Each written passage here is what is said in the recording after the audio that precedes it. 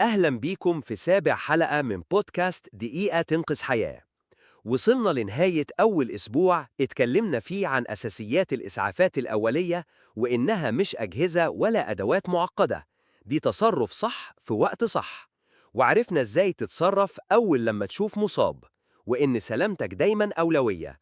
وقلنا ترتيب تفكيرك في الطوارئ: أمان، تنفس، نزيف. وعرفنا إمتى تتدخل وإمتى ما تتدخلش، وأهمية شنطة الإسعافات في البيت، واتكلمنا عن بعض الأخطاء الشائعة اللي لازم نبعد عنها، والقاعدة اللي لازم تفضل في دماغك في أي موقف طوارئ: إنك تسأل نفسك: هل أنا في أمان؟ هل المصاب بيتنفس؟ هل هو بينزف؟ هل تدخلي هينفع ولا يضر؟ لو جاوبت على الأسئلة دي أنت كده ماشي صح. ونيجي لسؤال حلقة النهاردة.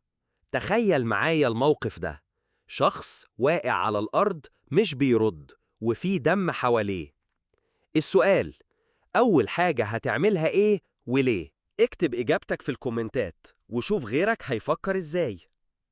استنونا بكرة في حلقة جديدة، وما تنساش تشارك الحلقة، يمكن توصل لحد محتاجها.